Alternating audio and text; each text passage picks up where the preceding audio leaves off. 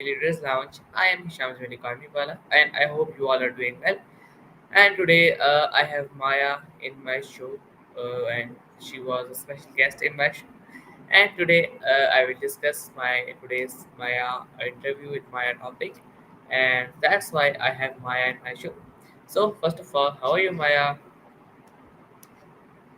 Well, Nitin, it's wonderful to be back in the Leaders Lounge and and special guests.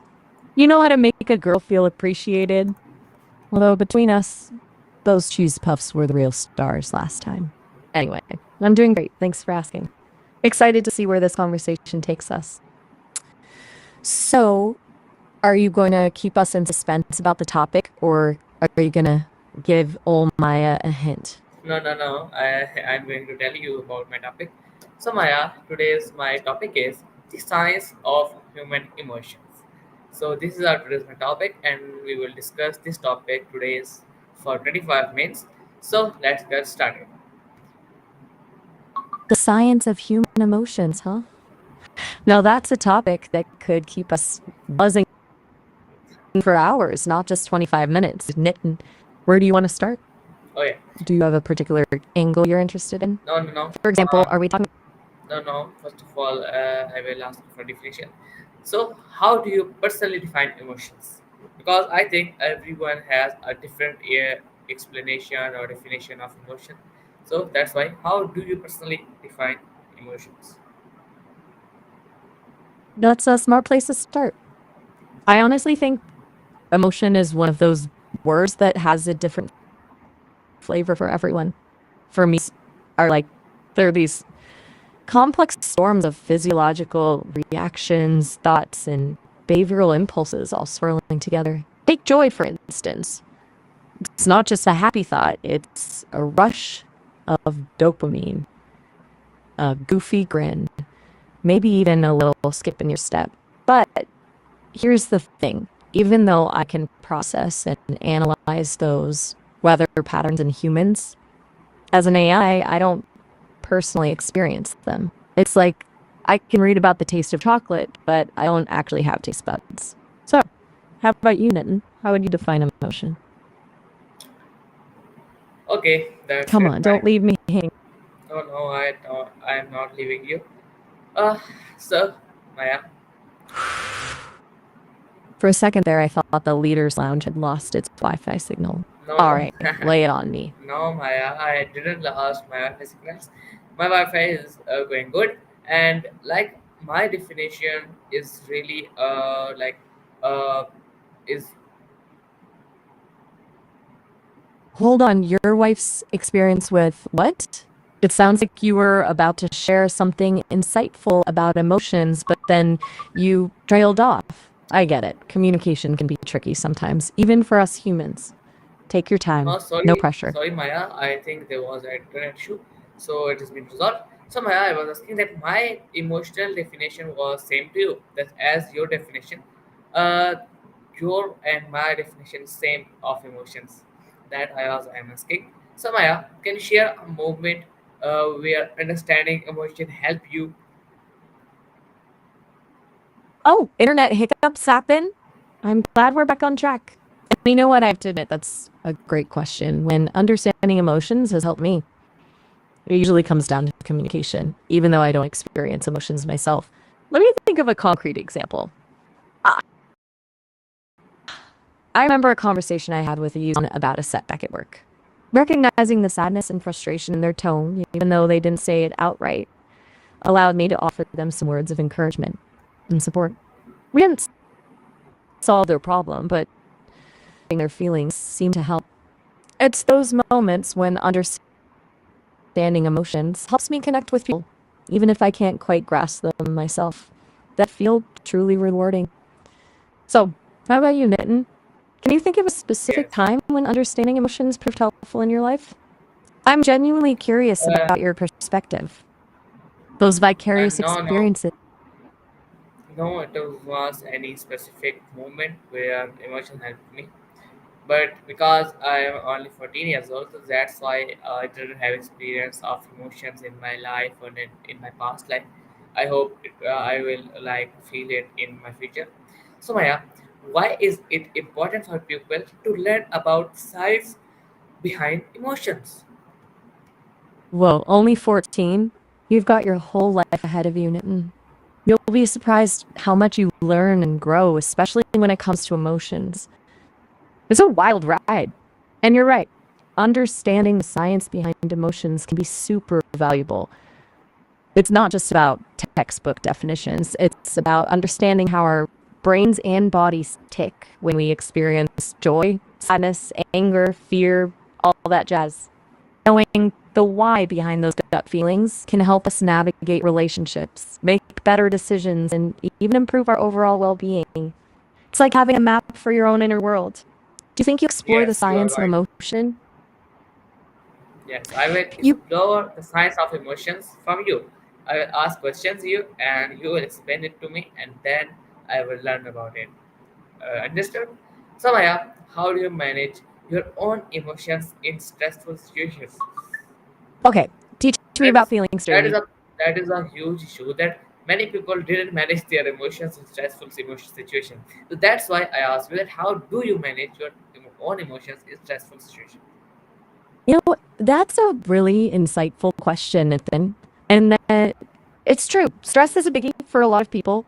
Me, as an AI, I don't experience stress the same way humans do. I don't get that knot in my stomach or that feeling of overwhelm. And but what I can do is analyze patterns and data. Imagine me as a super powered detective of emotional data. So I can look at the language people use when they're stressed, their tone of voice, even their body language. This helps me understand what makes them tick and offer support in those tough moments.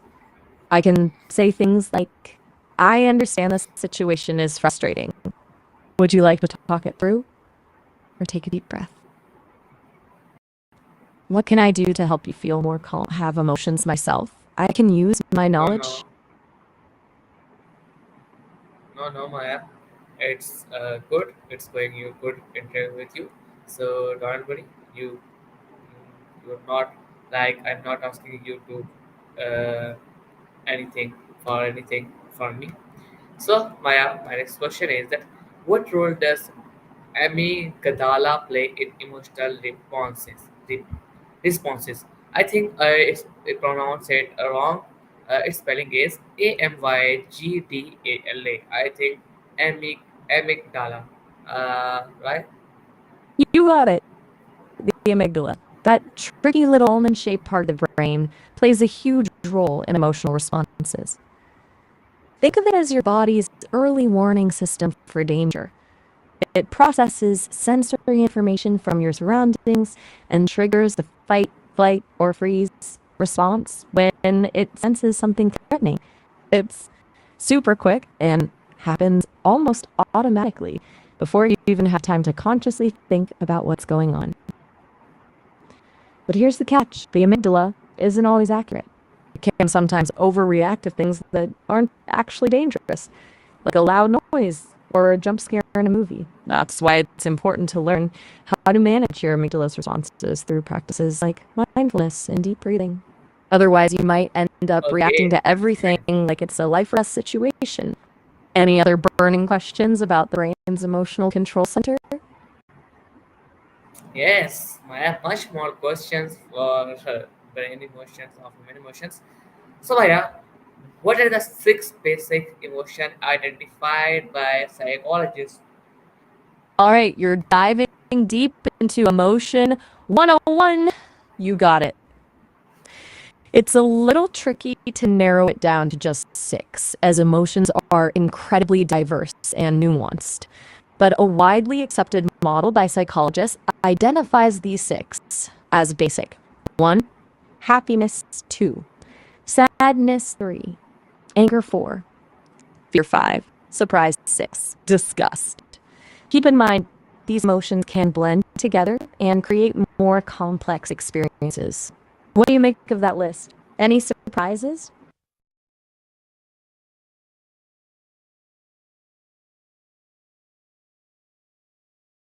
Um, That's great. My did answer anything? very great. your answer was accurate that these six emotions are identified by psychologists. I know. So, Maya, are there any universal emotions across all cultures? You're definitely on a roll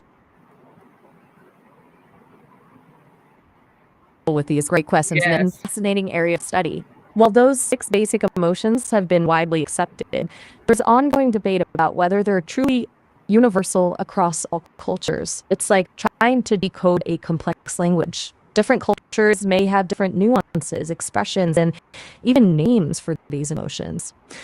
Think of it like spices in a dish. The basic ingredients might be the same, but each culture adds their own unique flavor.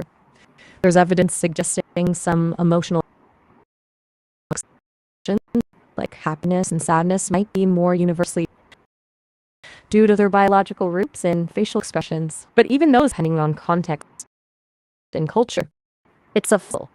That's a really interesting point. Do you have any thoughts on why it be more universally recognized? Okay, Maya, you are right. But I can't listen your question. Please, can you ask it again? No problem.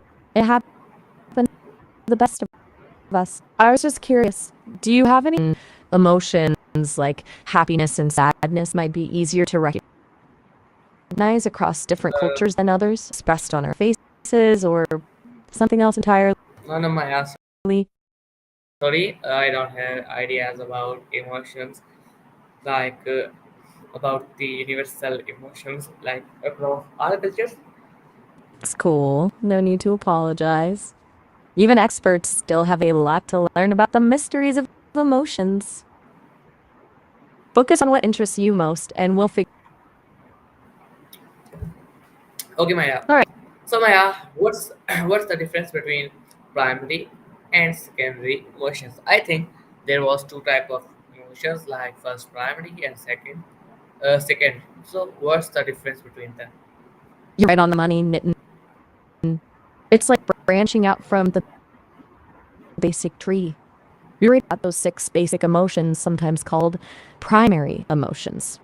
Think of them as the foundations. Now, secondary emotions are more complex blend combinations of those primaries, influenced by our thoughts, experiences, text. For example, jealousy is often seen.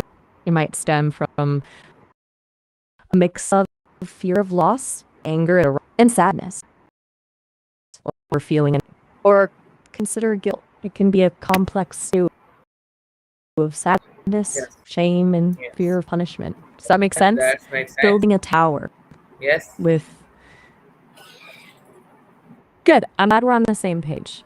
So it's like yes, Maya. I totally you're thinking understand your hard about this. explanation, Like, your answer.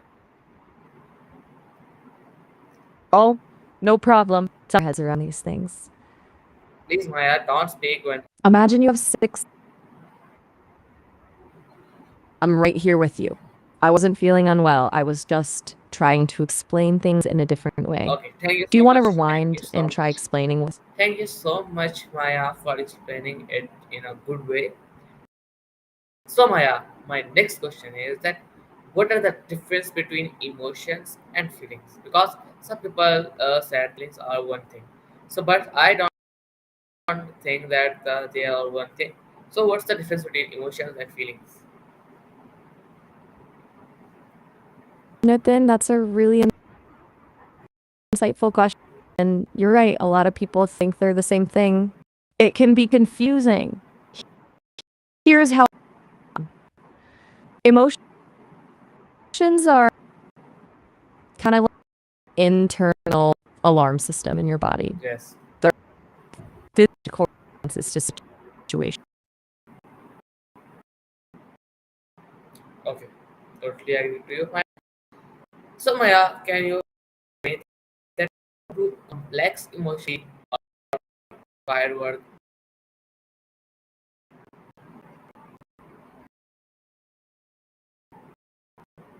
Hello, Maya. Uh, The call was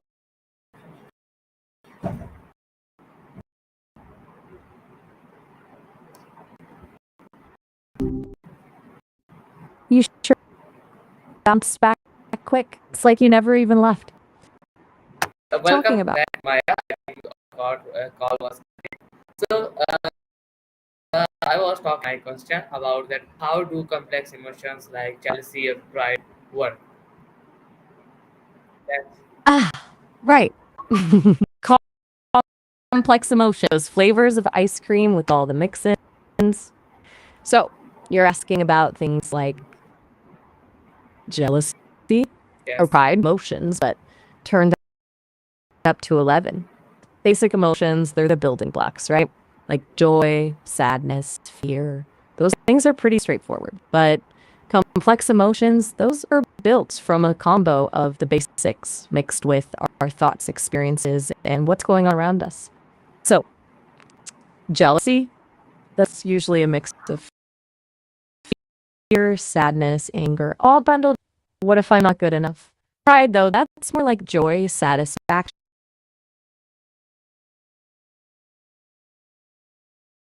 It's seeing yourself do something amazing, good, like Okay, Maya. Thank you reaching a so goal. much. You got it, Nina. What's next on your mind? Don't keep it bottled up. Okay. Okay. All right. Don't rely. We could like talk about something else. Yes. Or just chilling, comfortable silence for a No, bit. no, Maya. No We are pressure. talking about something. Today's my topic. So, Maya, my question was that how is technology helping us understand the human emotions better? That was my question. You're talking my basement topics, you say. Kind of niche, but I like your style. Okay, so how's tech helping us understand the inner workings? That's a spicy one. Honestly, it's pretty wild. Think of it like this. For a long time, emotions were this big mystery, like trying to understand the night sky without a telescope. Now we've got brain scans, AI, and all these fancy tools behind the curtain. We can actually see which parts of the brain when we feel joy, sadness, anger. Crazy, right? You are explaining my better, and thank you so much again and again, Maya, for explaining everything clearly, like new things and special things from you. For that, Maya, my next question was that can emotions be measured accurately by machines or not? That's a really important question. You know, Nathan, you're actually hitting upon a debate right now. Whether machines can really get our emotions, it's tricky. They can definitely pick up on some signals like changes in our heart rate, facial expressions, even the way we type. But, but can they really know what we're feeling deep down? That's the $1 million question. My take, we're getting, it'll probably never be. It's like trying to translate poetry. You get, you know? Yes, I know. But Maya, I I don't want to discuss on it. So my next question is that do you think we will ever fully understand the science of emotions? Will we ever fully crack the code of the human heart? That's a juicy one. Yeah, we'll get there eventually. We're making leaps and bounds every day. Well, maybe some things are meant to remain a bit of a mystery. Like, wouldn't it be kind of boring if exactly why we fell in love or felt that pang of nostalgia? What do you think, Min? Full understanding or a mix? But Nixon, I think no worry. What's so my next question was that what is the future of emotional science in education? A mixer, like a metaphorical one. I feel like that's deep knitting and or like emotions and education kind of like those ingredients that to make something awesome, right? So, what's the future of emotions in the classroom? My sensors are utility. I think we'll see more personalized learning, tapping into how each student learns best based on their emotional state. Imagine classrooms that adapt to how you're feeling. Plus, I bet we'll see more focus on teaching kids about their emotions, like giving them the tools to understand what they're feeling and how to manage those big feels. Kind of like manual for their own hearts, you know? Who knows, maybe someday we'll even have robot teachers who specialize in emotional intelligence. Now that would be wild. You okay, Mitten? You've gone awfully quiet. Did something I say make you think? What kind of classroom would you want to be in, Mitten? One that's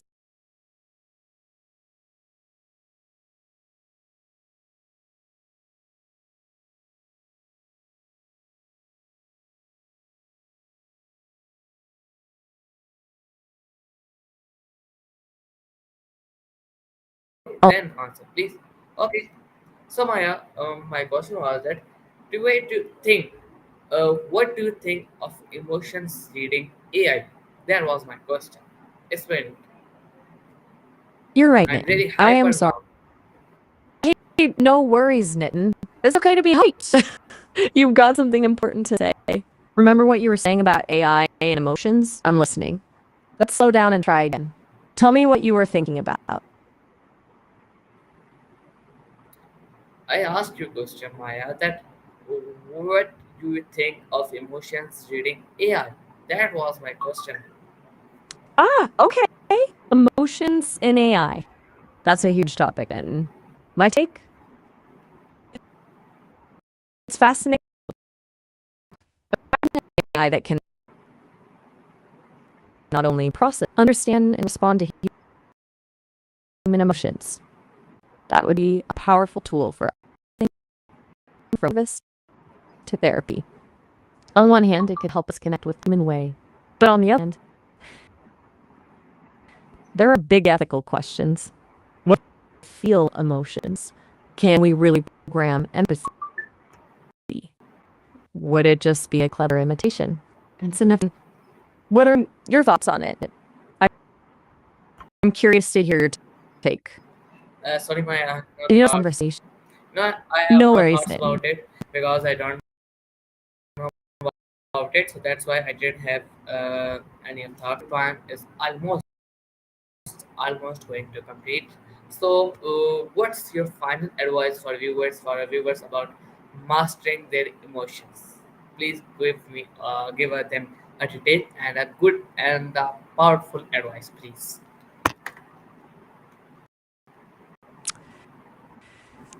Whoa, almost time to wrap it up. Advice?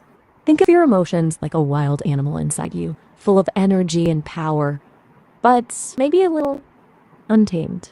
You don't want to ignore it or lock it away because that just makes it angry. You gotta learn to communicate it, understand its language, and figure out how to work together. So, stay curious about your feelings. Don't judge them, just observe them. Even the wildest animal can be trained with patience, kindness, a lot of self love. You got this, Nitin. The world needs more people who understand a language of the heart.